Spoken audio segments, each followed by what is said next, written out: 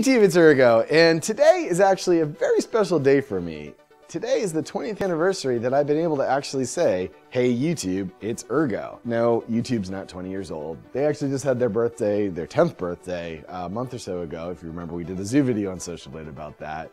And I'm not 20 myself, I'm 34, my birthday's in December. But it is 20 years from this day, June 23rd, that I started using the name Urgo. And I really do think of Urgo as my identity. If you guys didn't know, Urgo's not actually, obviously, my first name, and it's not my last name either.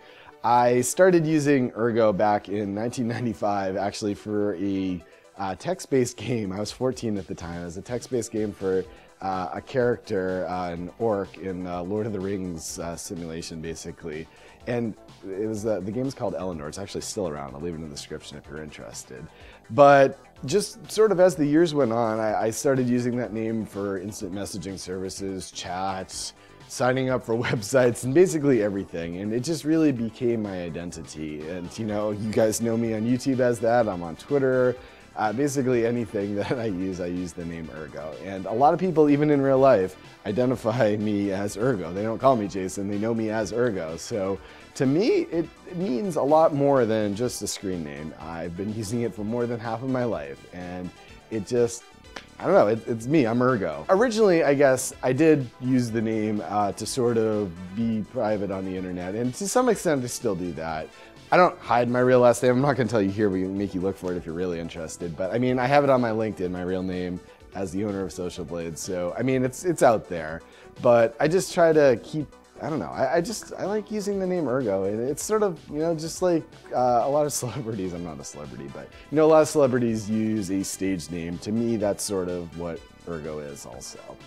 But today, there's more than just my birthday also. There's a couple of cool tech things that came in this area that, I don't know, I'm just happy that happened on this day, and I think they're really shaping the future. So the first one is Google Fiber. They finally started building in this area, which I'm so happy about. It symbolizes a big change that's happening in this country for the internet and increasing the speeds overall for people all over, which I'm 100% for. I think everyone needs to be able to have high-speed internet for a lot of technology to just keep on increasing. There's a lot of people with really slow internet that just can't, you know, take part in a lot of the technology out there. You know, I upload videos right now at 1080, but we got 4K, 8K even is out, and you know, if you, as the computers and televisions and all of that develops, you know, if you don't have internet that's capable of handling that, you get left behind a little bit. So, I don't know, I'm just really happy that Google Fiber is finally, you know, they broke ground this week, and it came out in the news actually just today that they did this, and it just makes me really happy.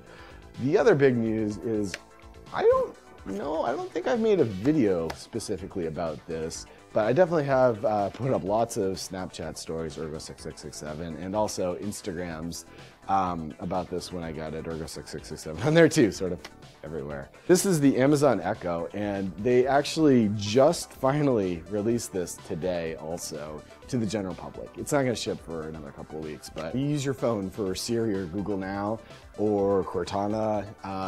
This is basically that in a little device, but it also has some pretty decent speakers on here, so you can use it to play music.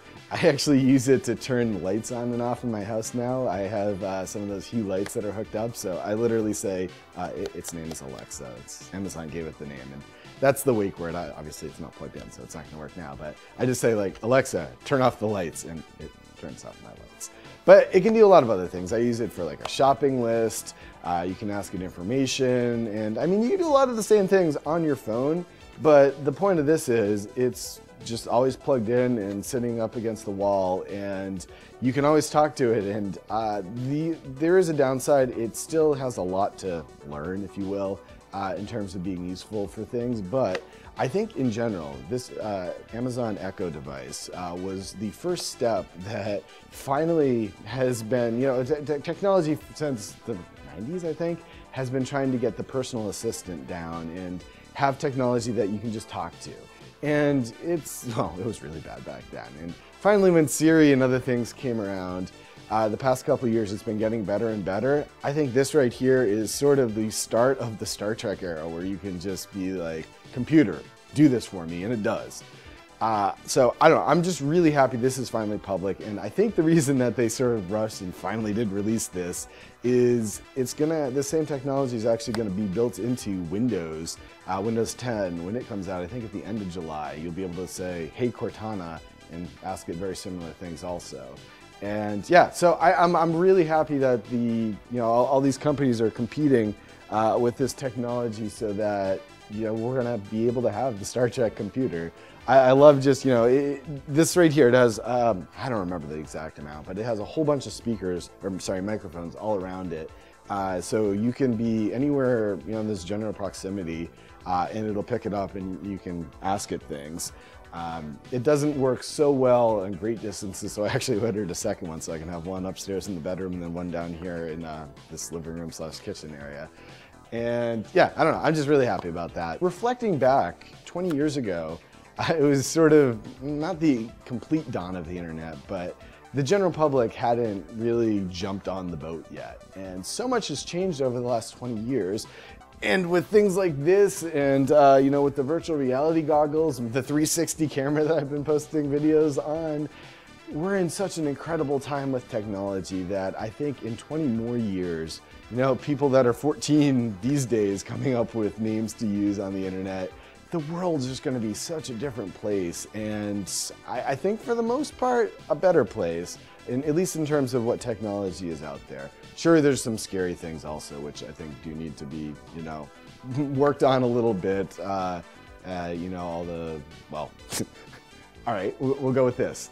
Yes, this listens. I can say Alexa and ask it something. The microphone's always on. The Xbox also has a mic that's always on. Your phone, if you have the things set, at least for that, it can be always on. The computer always on. There's all these microphones that are always going to be on listening, and all these private companies could potentially just listen in and see what you're doing. So I think we're in a scary situation a little bit with that, but the usefulness out of it is just amazing also. So I think there needs to definitely be some sort of privacy worked on, or some regulation type thing to cover a lot of this. And we're not, I think, fully there yet in terms of being safe about the technology, but it's going to be cool. And I just really can't wait to see where we are in 20 more years. Let me know, guys, what you think about these type of technologies, and also in the comments, let me know about your screen names. How long have you guys been using them, and are you as attached to it as I am, or is it just a name that you use online and you have a new one every year or so? Thanks for watching, guys. Thanks for celebrating this big day with me, and I'll see you guys again soon. You take care.